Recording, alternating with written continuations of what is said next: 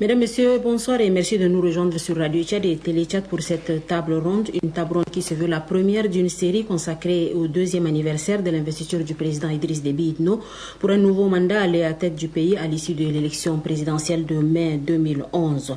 En effet, c'est le 8 août 2011 que le président de la République a été investi pour ce nouveau mandat.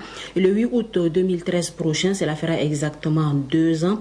Et nous allons consacrer donc toute une série de tables rondes pour décortiquer le discours et surtout les engagement pris par le président de la République ce jour-là. Et pour cette première table ronde, nous recevons 3 invités. Nous avons M. Mohamed Ali Abdallah, il est le coordonnateur du conseil permanent des fondateurs du mouvement patriotique du Salut et également EG du MPS par intérim. Bonsoir monsieur. Bonsoir. Nous avons également M. Gangdom Baïmal, président du RPT, rapporteur adjoint de la CPDC. Bonsoir. Bonsoir. Et nous avons également le père Berry Lengar Datol, il est le directeur général du CEFOT, le Centre d'études de formation pour le développement. Bonsoir père. Merci d'avoir accepté notre invitation et d'être là. 2011-2013, cela va faire 2 ans. On va essayer de faire ensemble avec vous un bilan à mi-parcours de ce mandat. Je rappelle à nos auditeurs et téléspectateurs que ce jour-là, le président de la République, Idriss Déby Itno, a prêté serment pour donc un nouveau mandat à la tête du pays et il a également exprimé toute sa reconnaissance pour ceux qui ont voté pour lui, prenant ce vote comme le reflet d'un profond attachement à la paix dans ce pays. Alors, première question, M. Mohamed Ali Abdallah Nassour, 2 ans après avoir pris un certain nombre d'engagements face à donc ces pères qui étaient venus assister à la cérémonie, mais également à tous les millions de Tchadiens, qu'est-ce qu'on peut dire après 2 ans d'application de ce discours-programme? Merci de nous avoir donné cette occasion pour dire ce qui est en train de se faire et par rapport à ce qui a été dit surtout. Comme vous le savez, le président Idriss Déby, c'est un homme de paroles, de promesses et aussi d'actions concrètes.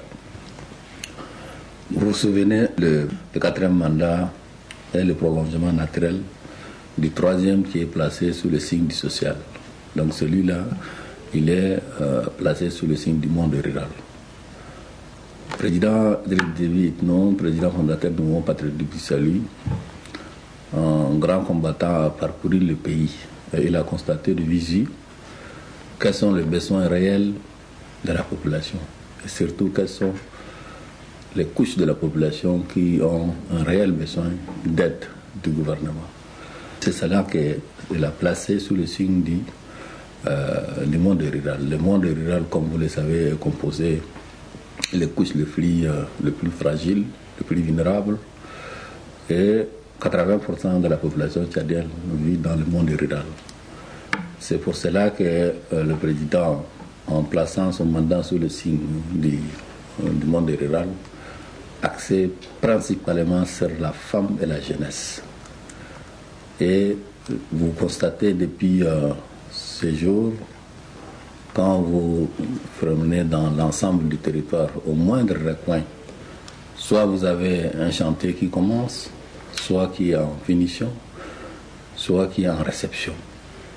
Cela suppose que les promesses sont tenues, les grands chantiers sont engagés pour améliorer les conditions de vie du monde rural à travers la mécanisation de l'agriculture. Comme vous le constatez, les tracteurs sont montés immédiatement au Tchad et répartis sur l'ensemble du territoire, en particulier dans les zones où il y a une agriculture intense. Vous avez également des constructions des hôpitaux un peu partout, surtout les hôpitaux qui concernent le traitement des maladies sensibles, les enfants, les accouchements des femmes, etc. Vous constatez également que l'eau potable a été une des préoccupations majeures du monde rural. Aujourd'hui, partout, il y a des châteaux d'eau, il y a des forages, il y a des addictions d'eau de grands centres. Moi-même, donc, j'ai été ministre de l'eau pendant 1 an et demi. J'en sais à quel point le chef de l'État est sensible à cette question. Donc, sur le plan économique, constater qu'il y a eu beaucoup d'avancées à travers même la création du ministère de Procrédit qui aujourd'hui donne beaucoup de facilités aux jeunes et aux femmes. Il suffit de faire un tour à ces ministères pour voir l'engouement. Comment les gens viennent et ils sont quand même constatés qu'il y a des bénéfices réels sur ce qu'ils prennent de ces ministères et les conditions de vie ont été améliorées. Malgré que la cherté de vie demeure une préoccupation et le chef de l'État s'en prend tous les jours aux membres du gouvernement pour dire faire des efforts pour que la vie devienne acceptable à la portée de tous les Tchadiens. C'est des efforts qui sont en cours, d'autres stratégies peuvent être faites pour repenser celles qui existent de façon à ce que la cherté de vie devienne un souvenir lointain. Du reste, comme vous le constatez également, au niveau de la sécurité, un pays sans paix, sans sécurité, c'est un pays qui est voué à l'instabilisation. Aujourd'hui, le Tchad, Dieu merci, grâce à la politique stratégique du président Idriss Déby Itno, a retrouvé sa paix, la quiétude sur l'ensemble de son territoire. Mieux, le Tchad participe à la paix, à la sécurité, à l'échelle mondiale, continentale. Beaucoup de pays aujourd'hui dans le monde pensent que seul le Tchad a les capacités durables, tactiques et stratégiques pour apporter de la paix. Notre intervention au Mali, notre intervention en Centrafrique, partout le Tchad est sollicité, c'est parce que le Tchad est d'abord assis sur le pied et peut contribuer à la paix ailleurs. Donc je crois que c'est une des conditions fondamentales pour dire que sans la paix, sans la sécurité, même s'il y a d'autres efforts qui sont faits dans le domaine du développement, c'est très difficile. Donc, je voudrais aujourd'hui dire également que avec l'exploitation du pétrole qui a commencé, vous le savez, depuis 2003, et qu'il faut ajouter avec l'amélioration des conditions de l'agriculture, l'élevage, avec l'adoption d'un grand plan national de développement de l'élevage, qui est une des mamelles de l'économie tchadienne. On peut aujourd'hui se réjouir du fait que le président est dans ses promesses. Et je suis convaincu que d'ici le temps qui reste, les 3 ans qui restent, non seulement il répondra à toutes les promesses, mais il dépassera largement ce qu'il a promis, parce que son engagement est très grand. Et il a placé également ce mandat qui doit être le point de départ d'un Tchad émergent à partir de 2025.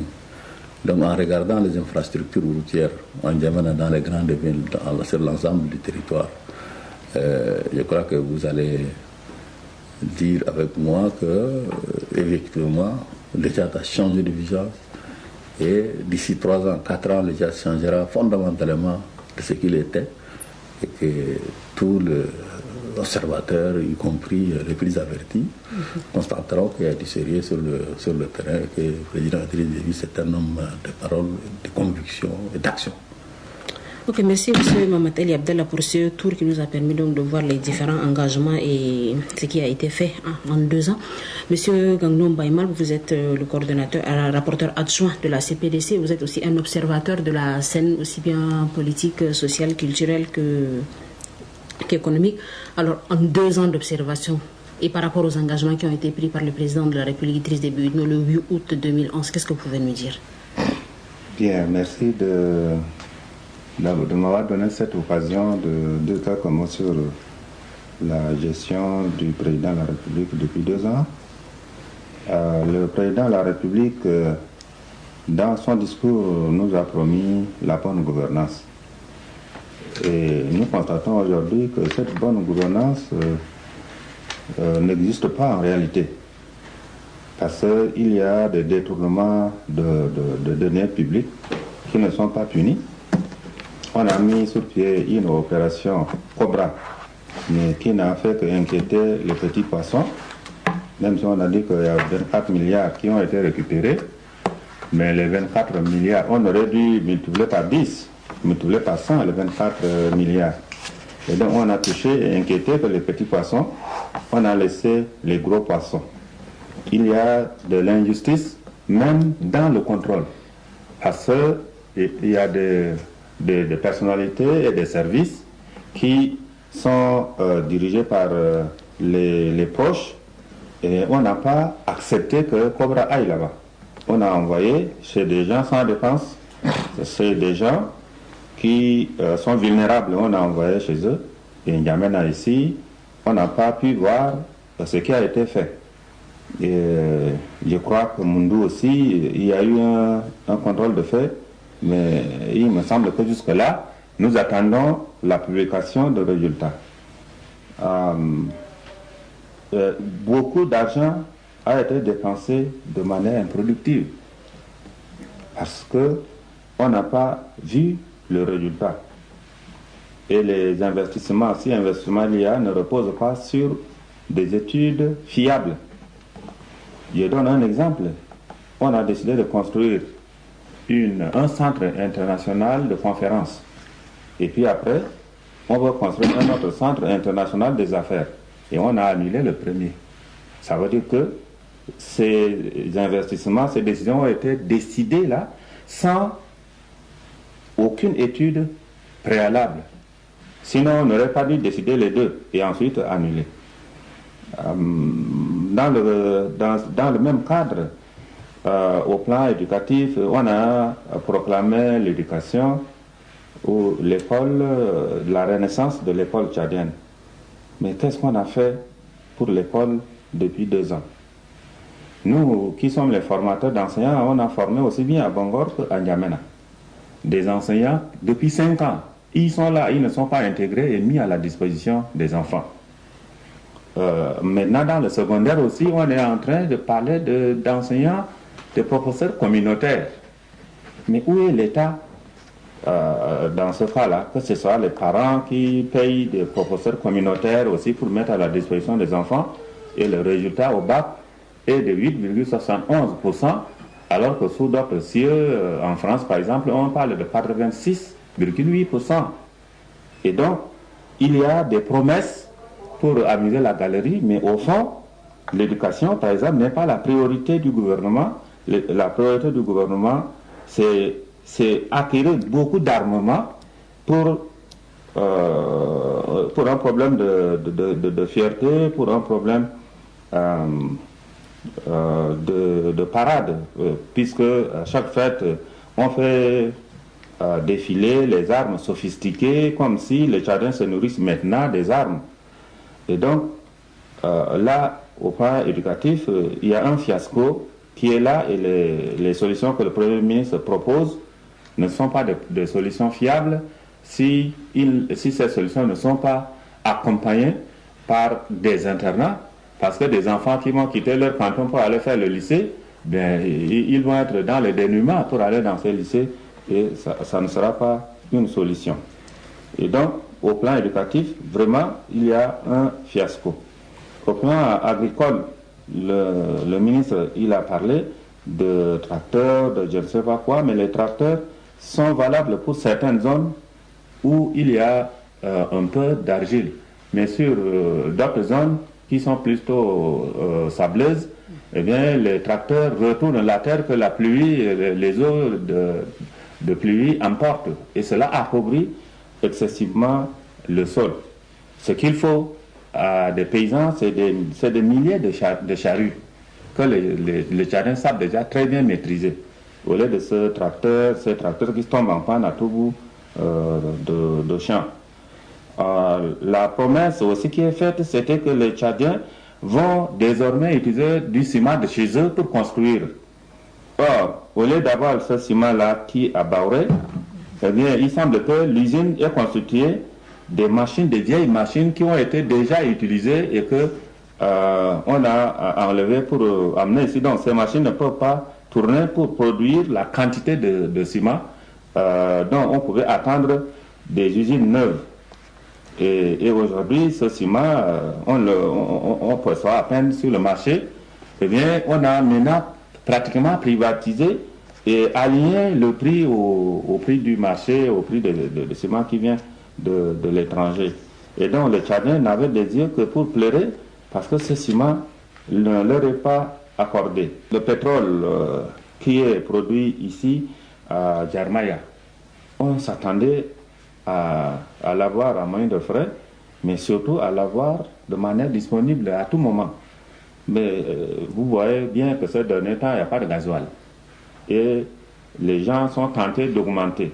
Même si le ministre a menacé, il n'en demeure pas moins que beaucoup de stations ont augmenté à 600 francs cette essence-là. Et qui est-ce qui fait ça? C'est cette coopération, cette fameuse coopération gagnant-gagnant. Mais c'est une coopération gagnant-perdu. Nous, les Tchadiens, nous perdons, c'est les Chinois qui gagnent. Parce que si on met une usine sur pied, on peut gagner sur 30 ans, mais eux, ils veulent gagner sur 10 ans. Et ça fait que tous les produits sont chers et inaccessibles aux Tchadiens que nous sommes. Au plan sanitaire aussi, le ministre a parlé des centres médicaux et autres qui sont construits. Moi, je constate seulement que les autorités de ce pays, quand elles sont malades, elles vont en France, elles vont en Égypte, au Soudan, et les Moyennes Antilles vont à Yaoundé. Et donc, les autorités elles-mêmes n'ont pas confiance aux formations sanitaires dont elles parlent. Ce qui veut dire qu'il y a quelque chose qui ne marche pas. Et donc, ça montre bien qu'il y a quelque chose qui n'a pas été fait, que le président a promis, mais qu'il n'a pas fait. Le financement indien, ça aussi, il faut en dire un mot. Le prêt indien à la RCT n'arrive pas, la RCT n'arrive pas à démarrer aujourd'hui. Qu'est-ce qui se passe là-bas pour que ça ne démarre pas? L'usine de jus de fruits de Doba n'a pas produit un jus de fruits. Alors qu'est-ce qui se passe? Est-ce que c'est des projets qu'on a mis en chantier sans études préalables? Ou pourquoi ces financements sont restés sans résultat? Pourtant, c'est des prêts que nos enfants, nous payons, nos enfants ont payé aussi, on ne nous a pas donné gratuitement. Alors, pourquoi est-ce que ça ne donne pas le résultat escompté? Le réseau routier bitumé, parlons-en, c'est du travail bâclé. Dans 5 ans, on n'aura pas ce réseau routier-là. Parce que, vous voyez, l'avenue Mobutu, là, ici, ça fait combien de temps? Si un obus tombe là, ça fait un petit trou et ça reste tout le temps. Mais les autres, quand même une balle tombe dessus, ça fait un grand trou après 2 semaines. Pourquoi est-ce que ces travaux-là sont mal faits? Ces ouvrages sont mal faits. Pourquoi? C'est parce que les marchés sont attribués par gré à gré à des gens connus, à des proches, à des militants du parti au pouvoir. C'est pour ça que ça ne marche pas. Et un ministre des infrastructures a dit dans son temps qu'il était question de créer des entreprises nationales aussi dignes de renom que les entreprises de l'étranger. Mais nous sommes des gens pauvres. Nous ne pouvons pas dépenser de l'argent pour faire des essais, pour aider quelqu'un à acquérir la renommée qu'il aura peut-être, je ne sais pas, dans combien d'années. Celui qui est pauvre, il donne son argent là à quelqu'un qui peut faire un ouvrage qui va durer 20, 30, 50 ans, 100 ans. Il ne peut pas aller donner à un apprenti en disant que, en échouant, il va acquérir de la renommée, il va acquérir une maîtrise. Et ça, on a écouté un ministre dans vos antennes dire ça. On va revenir à vous, M. Baïmbal. Je vais m'adresser maintenant au père Béry Lengar. On a écouté les acteurs politiques. Vous êtes aussi un observateur de la vie publique, politique, économique, sociale et culturelle de ce pays. 2 ans après les engagements pris par le président de la République le 8 août 2011, qu'est-ce que vous avez constaté en 2 ans de travail? Merci. Ce que j'ai constaté, moi, je voulais d'abord, pour que le débat soit riche, qu'on balaie d'abord ce qui est fait et après, on revient quand même pour avoir des appréciations sur tel ou tel aspect pour permettre à ce que les 3 dernières années qui restent, ce soit quand même une année fructueuse.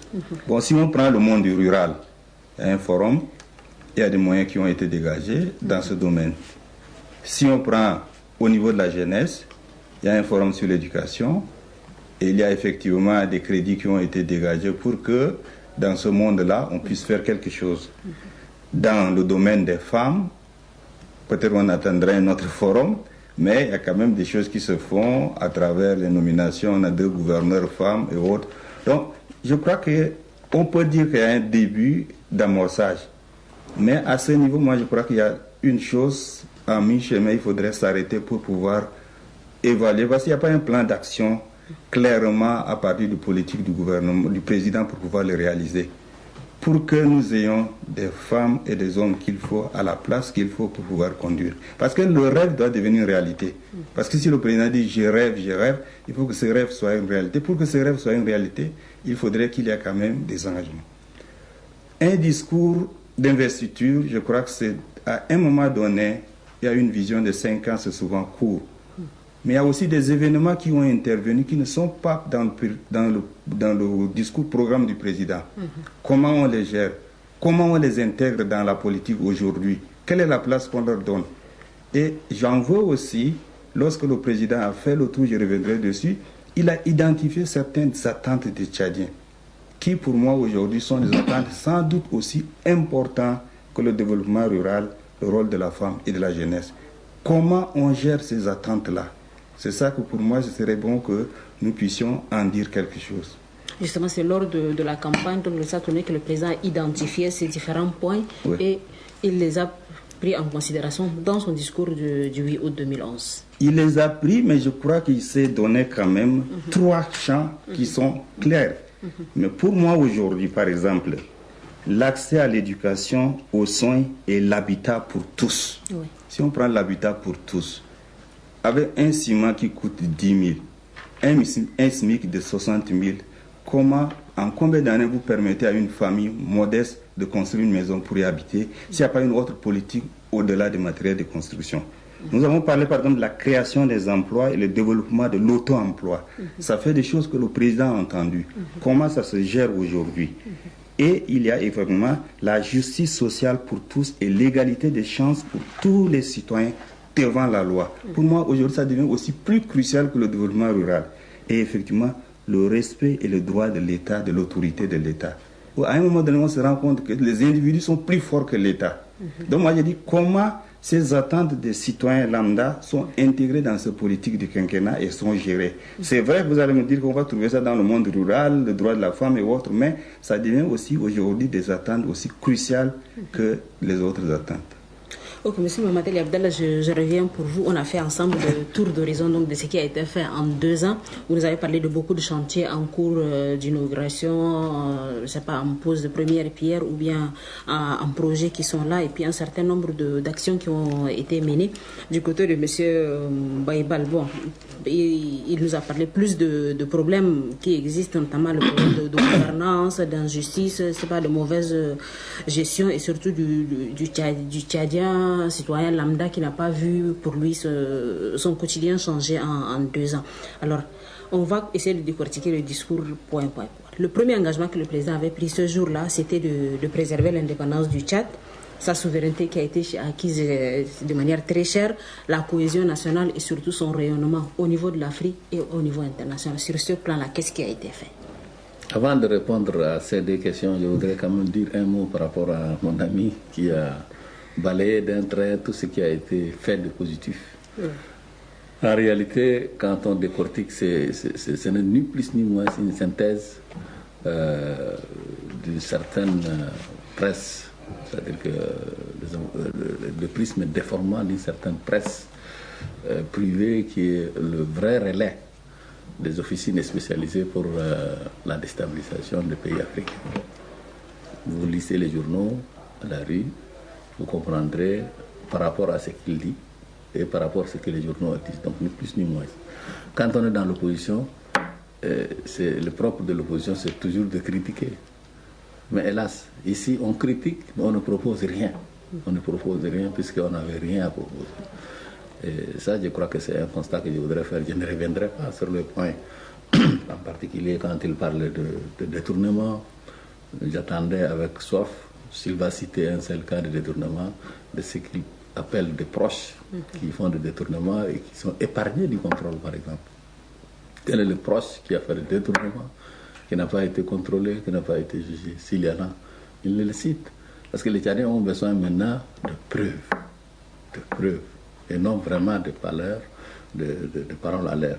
Ce qui concerne, par exemple, l'action Cobra, c'est une action qui a permis quand même de dénicher pas mal de choses, de récupérer pas mal de l'argent perdu, de fiscalité, surtout en termes qui n'ont pas été payés, qui ont été couverts et qui a permis à l'État de réinjecter cet argent, soit dans le cadre des paiements des salaires, comme vous le savez, qui est très élevé, sur le fonds de revendication, etc., ou dans le cadre des projets. Ça, c'est-à-dire que n'est pas allié une telle action qui a donné ces preuves, c'est nier une réalité, mais sans proposer une solution concrète. Quand on parle en réalité de machines pour moderniser l'agriculture, pour faciliter ceux qui n'ont pas les moyens de cultiver, de se prendre en charge, dans le but d'assurer une autosuffisance alimentaire au Tchad. Et quand même, il suffit d'aller sur l'ensemble du territoire. Quand même, le Tchad ne peut pas être tout entier en argile ou en sable. Mais le fait que les machines ont été envoyées sur l'ensemble du territoire, c'est un acte à saluer. Au lieu de dire que certains endroits, il y a du sable, donc les machines ne peuvent pas tourner, ça appauvrit le sol. Je pense que c'est aussi une manière de critiquer. Et quand on est intelligent dans l'opposition, n'est pas seulement critiquer, mais aussi de proposer quelque chose. Est-ce qu'il vaut mieux envoyer des tracteurs dans des zones même sablées pour faire quelque chose ou de ne pas du tout envoyer? Dans les zones sableuses, je dis, on envoie des charrues. Qu'est-ce que vous proposez? Des charrues? Des charrues bien maîtrisées par les paysans. Donc, en tous les cas, tous les moyens nécessaires pour développer le monde rural sont faits. Et ça, c'est des actes sur le terrain, ça se mesure. Il faut demander aux paysans, aux lambda dont vous qualifiez, vous ne faites pas partie. Quand vous partez de parler de l'éducation, honnêtement, est-ce que c'est la faute du gouvernement ou c'est la faute des enseignants dont vous faites partie, ou est-ce que c'est la faute du système éducatif d'une manière générale?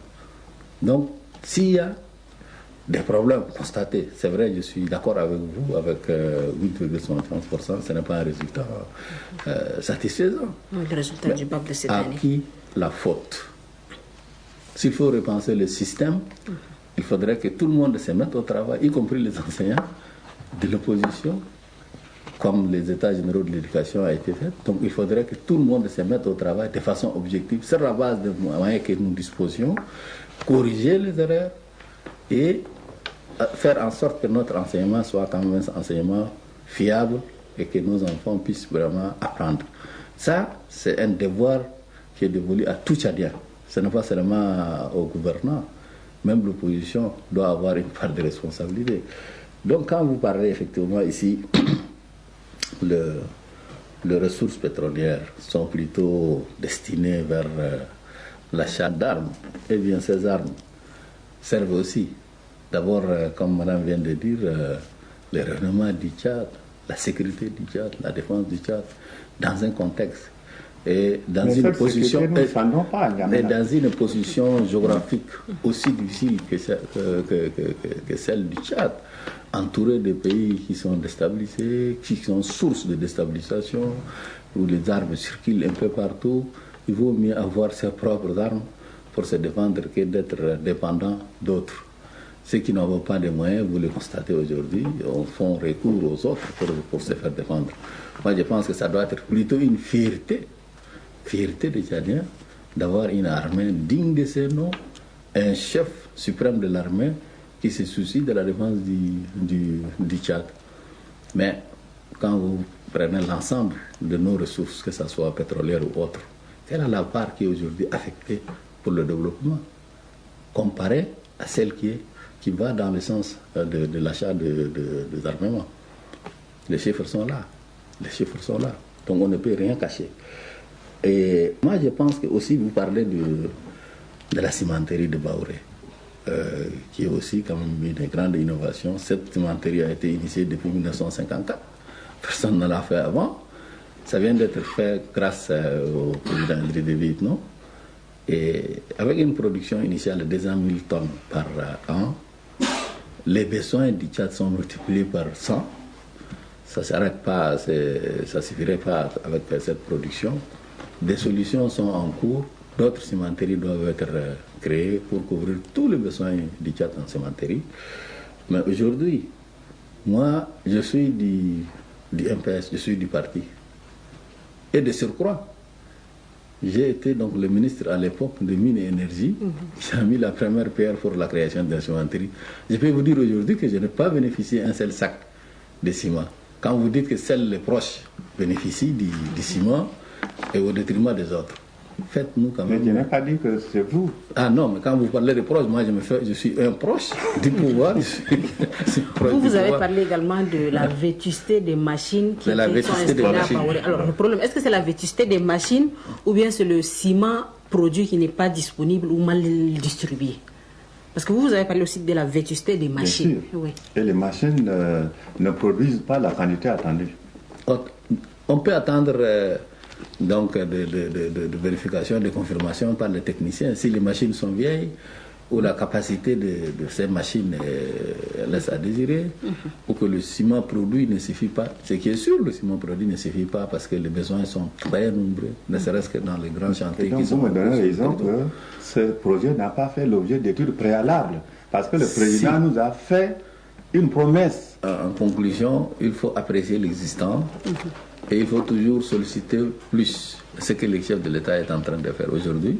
Les équipes sont sur le terrain, à l'est, au sud, au nord, pour faire encore d'autres cimenteries, pour couvrir tous les besoins des Tchadiens.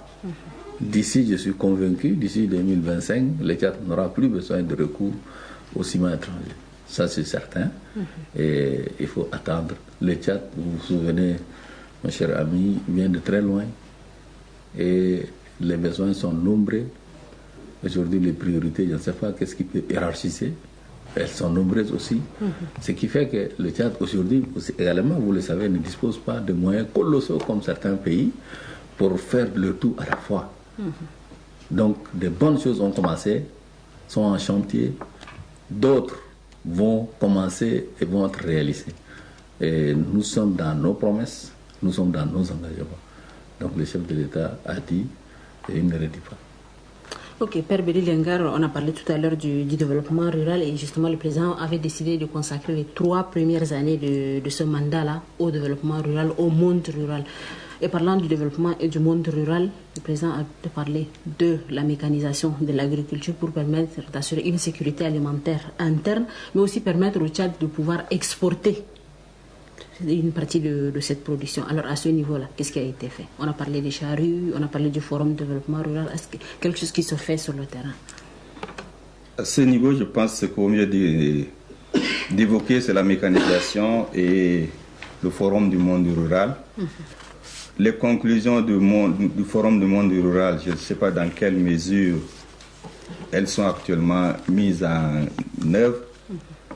Mais le problème de faire d'un pays, de développer la souveraineté alimentaire dans un pays, comme le chef de l'État l'a dit, ça ne se limite pas à la mécanisation du monde rural. Parce qu'il y a toute la politique même du développement du monde rural. Tout ce qu'il faut apporter comme renforcement de capacité du monde rural. Où sont nos ingénieurs, nos agriculteurs? Où sont nos instituts de recherche pour pouvoir améliorer cela, pour accompagner cela? Je crois que, à mon avis, c'est cela qui manque. Parce que donner des charrues, donner des tracteurs, c'est une chose. Ce n'est que pour déblayer le terrain autre. Mais où est-ce qu'on trouve les semences appropriées? Comment on s'organise pour lutter contre les criquets? Et tout cet aspect-là, je crois que c'est cette dimension qui manque. Et il faudrait aussi se rendre compte que la mécanisation, parfois, va en défaveur du paysan pauvre. Parce que celui qui a le tracteur, il ne se contente plus d'1 hectare. Il va avoir 2 ou 3. Mais les 2 ou 3, il prend où? Avec l'augmentation de la population et avec la diminution de l'espace aussi. Et donc moi je crois que c'est dans ce domaine-là qu'il faudrait essayer de voir qu'est-ce qu'il faudrait impulser. Beaucoup d'argent ont été injectés, mais on se rend compte également que cet argent n'est pas géré de manière appropriée. Et c'est sur ce point-là aussi qu'il faudrait faire quand même des avancées. Mais pour l'inquiétude que vous soulevez par rapport à la mécanisation de l'agriculture, que les paysans aient 1, 2 ou 10 hectares, est-ce qu'il y a un problème? Le Tchad est assez vaste, ça fait quand même 1 million de Tchad est assez vaste a priori, mais vous voyez quand même qu'il y a une bonne partie du Tchad qui est actuellement envoyée par le désert et le sable. là où le paysan cultive son espace n'est plus pour lui seul. Les agriculteurs descendent aussi. Et il faudrait se rendre compte également qu'avec le développement de la ville, avec l'emprise sur les espaces pour les productions pétrolières et autres, je pense que peut-être il faut réaménager l'espace tchadien pour le rendre peut-être viable. Dans certains endroits, il y a des terrains qui sont là. Mais dans d'autres, il y a vraiment une compétition réelle sur l'espace. Si vous prenez par exemple autour des grandes villes, vous ne pouvez plus trouver un espace libre à 10 ou 20 km. Entre Mondou et Delhi, je ne sais pas si tu peux encore trouver un espace. Et ici, Guelendeng, est-ce que tu peux encore trouver l'espace? Donc, vous ne pouvez pas me dire qu'il y a de l'espace pour faire de grandes exploitations. Ok, merci Père M. Mbaïbal, je reviens vers vous. Ce jour-là, le président avait parlé également dans son discours d'investiture de l'enracinement de la démocratie avec les premières élections locales qu'on a connues l'année dernière. Alors, 2 ans après, est-ce que la démocratie, on est plus démocrate ou bien rien n'a été fait encore? Moi, je ne crois pas qu'on est devenu plus démocrate. Parce que la démocratie, telle que ça se pratique ici, chez nous, là, il faut des forces qui l'acceptent et qui la développent. Or, les forces qui sont au pouvoir n'aiment pas la démocratie. Elles aiment se reconduire, faire des élections pour se légitimer et reconduire leur mandat. Ils ne font pas des élections ouvertes.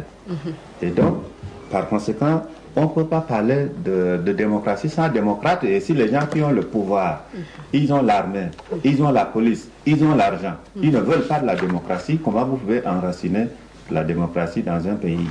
C'est une volonté politique d'abord. Et moi, je vois, vous avez parlé de cohésion nationale. Quand le chef de l'État nomme quelqu'un à un poste, ses parents au village, lui-même, il suscite des gens pour envoyer des messages de soutien à la radio. Ici, vous diffusez à la télé, à la radio. Ça, c'est une manière de développer le communautarisme. Ce n'est pas développer la citoyenneté. Parce que si on nomme quelqu'un, c'est parce qu'il est compétent qu'il est nommé. Ce n'est pas parce qu'il appartient à telle famille. Mais on favorise ça. Ça aussi, ça va contre la démocratie. Okay, donc, je vais donner la parole à M. Madel, mais avant de lui donner la parole, ce communautarisme ou ce sectarisme ou ce manque de démocratie, est-ce qu'il n'est pas propre à tous les hommes politiques du Tchad? Parce que souvent, on parle de démocratie, d'alternance, je ne sais pas, de cohésion nationale, mais même quand on va dans les différents partis, souvent on reproche le fait qu'il n'y ait pas de démocratie, même interne dans les partis. On développe plus le régionalisme, le sectarisme, le communautarisme. Est-ce que ce n'est pas un problème qui est propre à tous les hommes politiques du Tchad? Non, au niveau des partis politiques, les gens ont la liberté d'adhérer. Et donc, ce qu'on a reproché, que j'ai entendu, c'est le manque d'alternance au niveau de partis. Mais là, c'est dû à d'autres problèmes sur lesquels on peut aussi revenir si vous voulez. Mais chaque parti recrute ses militants de manière tout à fait libre. Oui, mais on reproche également au parti, souvent quand vous prenez le chef du parti, la majorité des militants viennent soit de sa région, de sa communauté.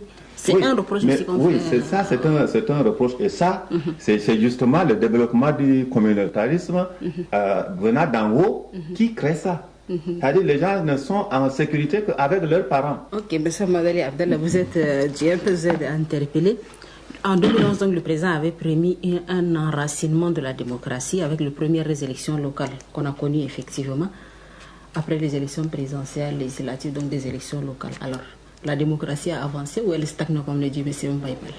A avancé naturellement. Mais je vais dire un mot d'abord avant de revenir sur ça par rapport à la mécanisation, effectivement. C'est vrai, ce n'est pas la seule voie.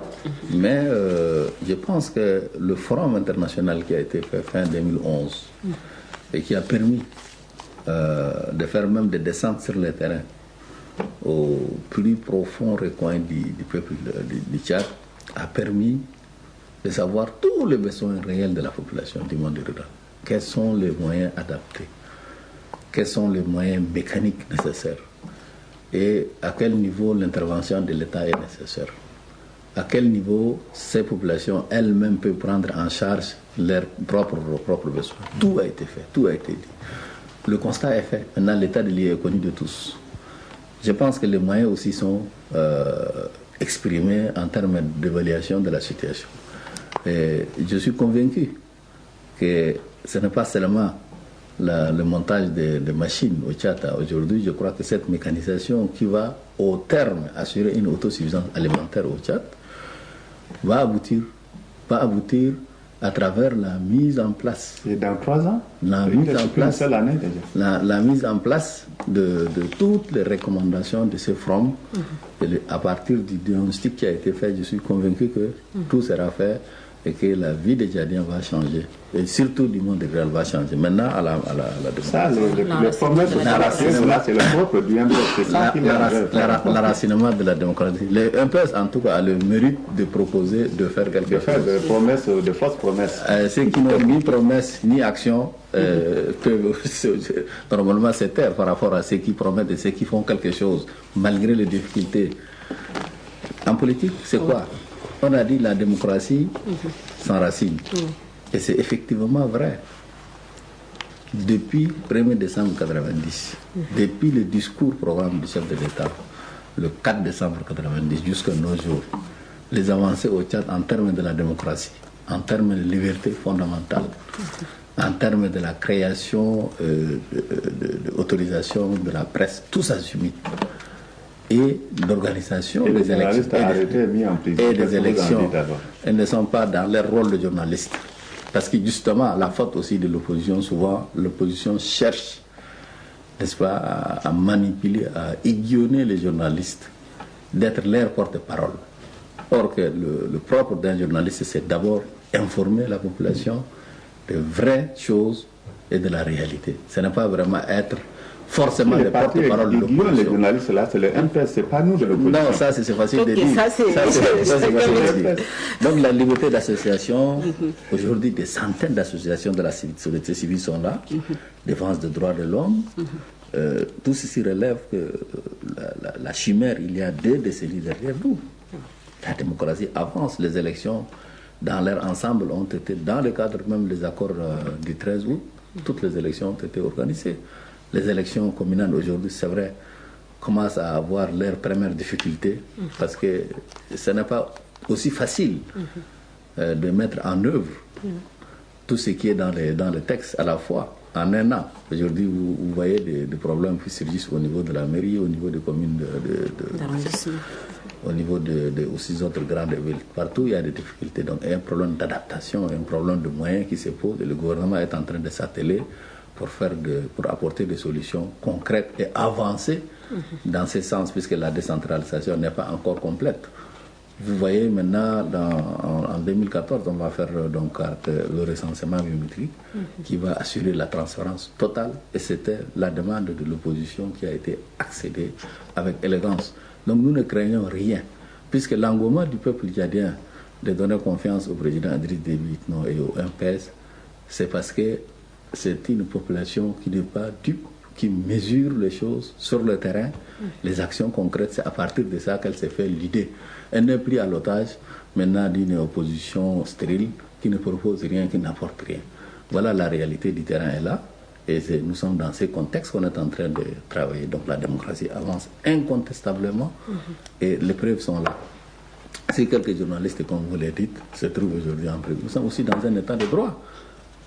Si les gens dépassent, outrepassent leur rôle et que si la justice les interpelle, les gens doivent répondre devant la justice de ce qu'ils ont fait, de ce qu'ils ont dit. Il n'y a aucune immixtion là-dedans, au niveau politique, au niveau du président, au niveau du MPS, il n'y en a pas.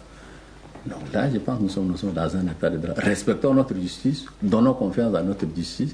Notre justice, c'est dire si les gens ont fait leur travail. Merci, M. Mateliatel. Nous allons avancer sur un autre point. Ce jour-là, le président avait également parlé de la jeunesse qu'il a qualifiée de l'espoir du Tchad et des femmes qu'il a appelées trésors de la Renaissance. Alors, M. Mbaïbal, à ce niveau-là, est-ce qu'il y a eu avancé ou pas? Mais la jeunesse, où est-ce qu'on travaille pour la jeunesse? C'est dans l'éducation et dans le ministère de la jeunesse et des sports. Ce sont ces ministères-là qui ont la charge de l'encadrement de la jeunesse.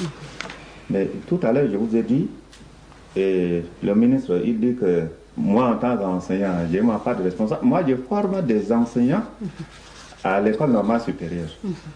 Depuis 5 ans, on ne les a pas intégrés. Ils sont là, on ne les a pas intégrés. Hein? Ceux qui sont formés à Bango ne sont pas intégrés. On devrait les intégrer et les mettre à la disposition de cette jeunesse-là. Parce que la jeunesse est sur le banc aujourd'hui. Si vous ne donnez pas les maîtres et les professeurs aux écoles, comment vous allez travailler pour la jeunesse et de quelle manière? Ce n'est pas le ministère de microcrédit, et on sait qui gagne des microcrédits là-bas, qui va s'occuper du développement de la jeunesse. Il faut donner des moyens aussi colossaux que ce qu'on donne pour acheter les armes et autres là, à l'éducation, pour avoir les enseignants qu'il faut dans les 2 langues officielles, dans les disciplines fondamentales, pour que les jeunes soient mieux encadrés et qu'ils puissent mener à bien leurs études. Ça veut dire qu'il y a problème avec les enseignants qui sont là en ce moment, en train de former les jeunes? Les enseignants qui sont là, oui. Ils sont en nombre très restreint. Si vous regardez dans l'enseignement secondaire, il y a autre. En 2008, je cherchais des informations là-dessus. Je suis allé à la direction de l'enseignement secondaire pour chercher des informations. Il y avait 4661 enseignants. En 2008. En 2008. Et parmi ces gens-là, il y a ce qu'on appelle autres. C'est-à-dire, on va chercher le technicien de l'agriculture, le gars de la santé, en tout cas l'intellectuel qui est à côté, on l'appelle pour venir au secours. Les chefs d'établissement vont les appeler, eux ils viennent, mais ils ne sont pas formés pour l'enseignement. Et donc, le nombre d'enseignants là, vous le voyez de l'œil, vous pensez qu'il y en a beaucoup. Même les professeurs de français sont en nombre infime. Et ils sont là, on ne les intègre pas. Mais est-ce que c'est un problème de qualité ou de quantité? Parce que si on en a peu et qu'on a quand même un résultat, ça peut se permettre de justifier ce que vous êtes en train de nous dire. Mais s'il y en a peu, mais il n'y a pas la qualité, est-ce que ça marche? Mais ça, là, c'est dû aussi à d'autres éléments. Si c'est ça le terme, moi je suis enseignant, je sais comment je vais expliquer ça. Okay. Parce que si vous avez au lycée Eboué une classe de 150 élèves, que l'enseignant ne peut pas aller faufiler jusqu'au fond de la salle. Et que quand il interroge un élève, il sort sur le banc pour venir jusqu'au tableau. Vous ne pouvez pas dire qu'il va être un bon pédagogue. Donc j'ai d'autres arguments, mais là je réponds seulement à ce que le gouvernement devrait faire, qui consiste à construire beaucoup plus de classes, à donner beaucoup plus d'enseignants, à donner des tables-bancs, parce qu'il n'y a pas de tables-bancs dans les établissements dont on dit qu'on a construit là. Les gens doivent amener des tabourets de la maison pour s'asseoir, ou d'autres sont assis sur les morceaux de briques. Et on est un pays pétrolier, et ça se passe ici à N'Djamena. Si vous voulez, d'ici là, on sort, on va dans les établissements, on va constater. Parce que je n'ai pas besoin d'apporter d'autres preuves. On va regarder. Okay. Merci, M. Mbaïban de Perberi Lengar. Au niveau de la jeunesse et des femmes, qu'est-ce qui se passe? Moi, je voudrais quand même dire une chose à propos de la politique. Bon, il y a 2 politiciens qui se renvoient la balle. Mais je crois qu'il faudrait peut-être dire au président qu'il y a trop de politique. La politique a occupé tout l'espace et a tué la citoyenneté. Et donc, laisser aussi l'espace à d'autres voix non politiques de proposer, de s'exprimer et de poser aussi des choses. Et même nos journalistes, éduquons-le. Je crois que, oui, la prison est faite pour éduquer, mais je crois que le séjour en prison doit être quand même une durée bien limitée, qu'on résout le cas et puis après on les éduque. Je crois que tout le problème qui a été déployé dans le journal, c'est qu'eux-mêmes ils reconnaissent que tout le monde n'est pas éduqué de la même manière. Donc il faudrait retravailler. Et donc moi je pense qu'il y a trop de politique qui envahit le terrain, qui engloutit les moyens, mais créer aussi d'autres espaces citoyens. C'est ça l'avantage de la décentralisation, l'avantage des collectivités décentralisées, pour que la politique n'envoie pas tout. Pour les jeunesses, je pense au point de vue éducatif. On voit le résultat de bac aujourd'hui montre quand même qu'il y a du recul. Et cela montre que, comme disait le ministre, chacun est interpellé d'un moment ou d'un autre. Moi, je pense quand même qu'il faudrait regarder dans le passé. Je crois que ceux qui sont passés, ils ont passé le bac cette année. Ils ont au moins fait 10 ans, ou 13 ans. Et s'ils ont fait l'école maternelle, c'est 15 ans. Donc, c'est les victimes des décisions ou des comportements qu'il y a 15 ans. Donc des années 90. Il faut aller chercher là pour résoudre et non pas continuellement une année blanche ou bien on a manqué un professeur dans une classe. Parce qu'à un moment donné, il y a le manque des enseignants, mais il y a la démission de l'État aussi qui a confié ou a laissé l'éducation aux parents. Et c'est ça tout le problème aujourd'hui. Et aussi cette facilité, parents et État, je crois qu'ils n'ont pas les mêmes objectifs éducatifs. Ça, il faut reconnaître. Et il y a également la culture de la facilité des diplômes et la culture des sauts de classe. Ceux qui passent 3 ou 4 années de bac, c'est tout à fait normal, parce qu'il n'a pas fait les autres classes.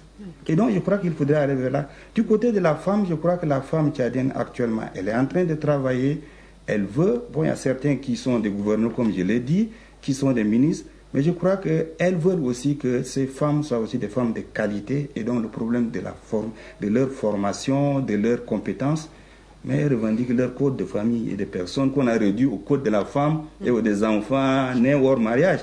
Je crois que ça également, il faudrait faire certaines choses qui permettent leur épanouissement et les permettent de pouvoir le faire. Donc je crois qu'il y a des efforts qui se font, mais je pense que les efforts sont faits de manière tous azimuts. Il faudrait que ça soit vraiment canalisé et requiert l'engagement de beaucoup de monde. Nous allons finir sur une question, la paix et la sécurité, parce que ce sont deux conditions sine qua non. Oui. Sur les femmes et les jeunes. Bon, vous voulez dire quelque chose par rapport aux jeunes et aux femmes? On va continuer par la question de la paix et de la sécurité. C'est vrai. Je crois que s'il y a quelqu'un qui est aujourd'hui sensible à l'éducation, c'est bien le président Idriss Déby Itno. C'est lui qui a décidé que le niveau soit élevé. Et il est devenu exigeant. Pour avoir le bac, il faut avoir la moyenne de 10 minimum. Vous vous souvenez, l'année dernière, si le bac a été annulé, repris, c'est pour arriver à ce que les élèves arrivent à avoir le bac avec un moyen minimal de 10. Cela étant, je suis d'accord avec vous. Ça se construit, ça ne se décrète pas. Il faut investir pour arriver à ces résultats. Absolument. C'est-à-dire qu'aujourd'hui, il y a un investissement conséquent. Quand vous voyez le nombre des écoles, quand vous voyez le nombre des enseignants qui sont aujourd'hui recrutés, et quand vous voyez les faveurs faites au niveau de la fonction publique par rapport à l'éducation, quand vous voyez le budget consacré, budget annuel de l'État pour l'éducation, vous savez, il y a une volonté politique, il y a des actions concrètes. Si le système est défaillant depuis longtemps, comme il l'a dit, qu'on est victime vraiment du système qui n'a pas bien marché, cumulé des années et des années, quand on n'a pas vraiment le résultat la même année, il ne faut pas quand même croiser les bras pour dire que non, c'est impossible de trouver des solutions. Il faut aller vers, toujours garder l'espoir, avec l'audace, il faut aller. Et c'est un effort collectif. Ce n'est pas un effort du président seul, ce n'est pas un effort du gouvernement ou ce n'est pas un effort du MPSL, c'est un effort de tous les Tchadiens, des enseignants, des parents d'élèves, des élèves eux-mêmes, le système d'éducation nationale. Celui qui a donné l'impulsion, c'est le gouvernement. Et le gouvernement a donné l'impulsion, le chef de l'État a donné l'impulsion, il a exigé la qualité, il a mis les moyens, il a fait des actions concrètes, il a construit des infrastructures. C'est ça les mesures concrètes. Maintenant, allons-y ensemble. Pourquoi les choses ne marchent pas malgré ça? C'est un débat. C'est un débat national qui se relance, je crois. Donc, les femmes et les jeunes ont leur place. Et le président a une considération particulière à la jeunesse et à la femme, en voyant les promotions un peu partout qui se font pour la jeunesse, pour la femme, en témoigne la volonté politique du chef de l'État. Et les moyens, comme je le disais au début, au niveau du microcrédit, les facilités qui sont accordées et qui produisent un résultat, les gens sont satisfaits. Sinon, il n'aura pas à avoir un engouement il faut faire un tour pour voir. Comme mon ami m'invite, moi je suis prêt avec lui pour aller voir dans les écoles quelle est la réalité. Je suis d'accord avec lui parce que nous sommes comptables de toute façon. Si les choses ne passent pas bien, je vais bien. Lui en tant qu'enseignant et politique, moi je ne suis pas enseignant, mais j'ai aussi un exercice universitaire, je pouvais quand même évaluer avec lui la situation. Donc il est évident que l'idéal n'est pas là encore. Mais ce n'est pas une faute par faute de volonté politique. C'est à cause des habitudes, c'est à cause des arriérés c'est à cause des années noires par le régime passé. C'est tout cela qu'il faut prendre. Il faut prendre le taureau par les cornes. C'est ce qu'on est en train de se faire tous les jours. Donc, on fera du mieux avec le temps, avec les moyens qui sont à notre disposition. Mais soyez positifs au niveau de l'opposition pour qu'ensemble, on améliore les conditions de vie des Tchadiens. Ok, comme je l'ai dit, donc nous allons finir sur la question de la paix et de la sécurité parce que ce sont quand même deux conditions sine qua non à tout ce qu'on a dit. S'il n'y a pas paix, s'il n'y a pas sécurité, tout ce qu'on est en train de faire n'ira nulle part. Alors, monsieur Baïbal. La sécurité, là. Oui. Il faut faire confiance aux policiers. Parce que nous qui sommes en Djamena, c'est la police qui est chargée de la sécurité de tous les jours. Oui. Quand la police est dépassée, la gendarmerie vient. Mais c'est après, s'il y a des émeutes ou quoi, on peut faire appel à l'armée. Donc vous êtes tranquille. Non, je suis dans la ville de N'Djamena là. Oui. Je parle de la ville de N'Djamena parce que je vis ici. Oui. Mais c'est sur l'ensemble du territoire. Tous les jours que Dieu fait, les Tchadiens sont attaqués. Ils sont braqués. Ils sont tués. On leur arrache leur engin. C'est comme si la nuit venant, il y a couvre-feu. On ne peut plus se promener. Et ça, pourquoi? C'est parce que on a introduit dans la police des gens inaptes à être policiers. Eux ne sont pas formés pour être policiers. Il y a encore quelques commissaires et autres qui sont là. Ils sont marginalisés. Certains sont à la maison. On a pris des combattants, on les a nommés commissaires divisionnaires du jour au lendemain et on les a versés dans la police. Et en disant, on va faire le remplacement numérique, on organise un concours pour recruter des gens. On les laisse tomber, on fait remplacement numérique là, on prend n'importe qui et on amène. Et ces gens-là sont aussi nombreux que les gens qui sont formés après l'admission au concours. Ça veut dire qu'il y a même deux sortes de Tchadiens. Il y a des Tchadiens qui peuvent aller à la police sans rien, sans aucun concours. Il y a d'autres qui peuvent faire des concours, mais ils ne sont pas considérés parce qu'on peut les laisser faire 2 ans avant. Et il faut qu'on parle, et puis on va les prendre pour aller les former. Ok, monsieur Mohamed Abdallah, est-ce qu'il y a deux catégories de Tchadiens? Il y a sécurité, il n'y a pas sécurité, il y a la paix, il n'y a pas la paix. D'abord, je veux dire que il faut donner la confiance à la police. Ouais. Uniquement à la police sur l'ensemble du territoire. Or, nous sommes dans un pays où il y a plusieurs forces et la police n'est qu'une. Donc, il ne faut pas croire que... la police d'abord, la gendarmerie vient. Donc, elle n'a pas une compétence territoriale là. Donc, vous avez la gendarmerie, vous avez la GNT, vous avez au besoin l'armée.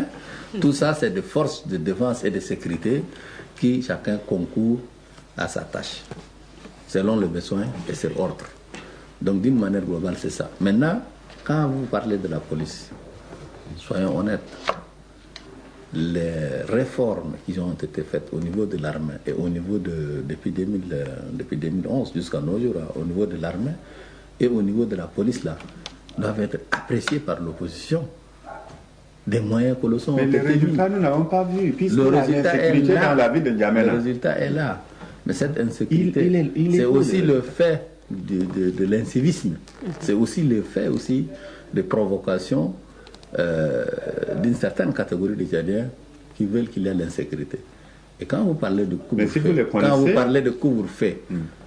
mais le terme couvre-feu, qui l'a employé? Un jour, est-ce que vous avez entendu de couvre-feu ici en N'Djamena? Couvre-feu, ça moi, j'ai dit le couvre-feu de fait parce que la nuit... Vous dites que vous ne pouvez pas circuler, il y a le couvre-feu. Oui, il y a peur. Il y a la peur.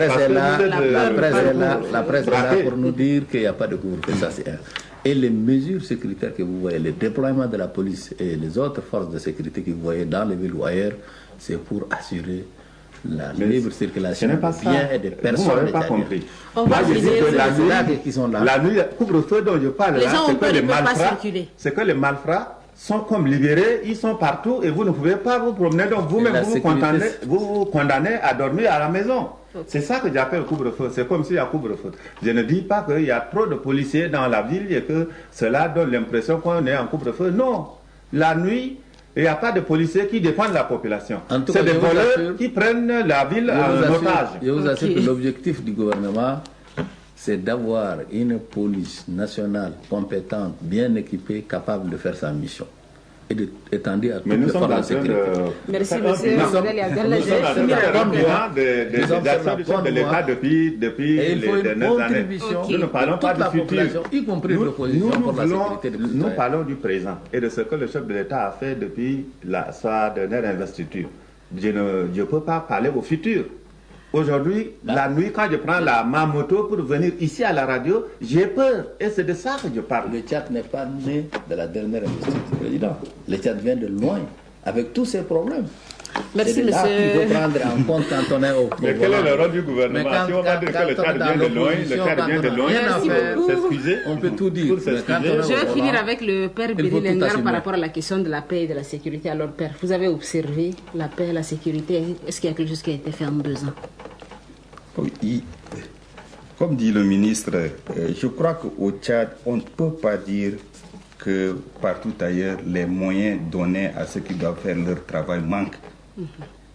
On a donné quand même des motos aux policiers et autres. Mais qu'est-ce qu'ils font de cela et qui les supervise? Parce que souvent, le comportement non citoyen, c'est aussi vis-à-vis de cela. Je crois que le problème, c'est de la supervision, les tri et mettre les gens de qualité et que les gens soient redevables. Vous assurez la sécurité dans un quartier, quelque chose passe dans le quartier, ceux qui sont là soient en mesure de rendre compte au gouvernement de ce qu'il y a. Le problème de la paix, il ne faut pas réduire la paix non plus seulement à l'absence de guerre. La paix qui manque beaucoup ici chez les Tchadiens, c'est la paix sociale. Vivre ensemble en paix et se respecter. Et sur ce point-là, je crois qu'il y a quand même des avancées à faire, puisque le président a promis qu'il devrait faire du Tchad un acte de la paix. Mais nous assistons encore curieusement à des affrontements intercommunautaires, agriculteurs et éleveurs. Et comment enrayer cela? Et la manière de résoudre cela, peut-être c'est ça qui gêne. Mais moi, je crois que sur ce point-là, il faudrait qu'il y ait des choses qui doivent se faire. C'est ça que je voulais dire aussi, si vous nous avez permis de dire qu'est-ce qu'on attend du président. Moi, il y a des choses très simples. Oui. Premièrement, nous, les gens de N'Djamena, là, on a aussi le droit à la visite du chef de l'État. Ok. Très bien. Il vient dans les quartiers, il reste avec nous, il voit aussi les choses. C'est un homme de terrain, il le fera. Il le fera. Okay. Et deuxièmement, je pense aussi qu'il y a un contact direct entre la société civile et le chef de l'État. Okay. Pourquoi il raconte seulement les chefs de partis politiques? Il y a trop de politique comme vous l'avez dit. Il y a trop de politique. Et qui rencontre les opérateurs économiques, qui parlent directement avec des problèmes. On n'a jamais parlé de la cherté de la vie aujourd'hui. Hein? Donc ça fait partie des choses qui vraiment puissent mieux aider la politique à marcher et mettre la politique devant. Merci Père pour ces attentes. Nous allons boucler cette table ronde qui se veut donc, comme je l'ai dit au départ, la première d'une série consacrée au 2e anniversaire de l'investiture du président de la République Idriss Déby Itno pour un 4e mandat. C'était le 11 août 2011 et donc le 11 août 2013 prochain. Cela fera exactement 2 ans.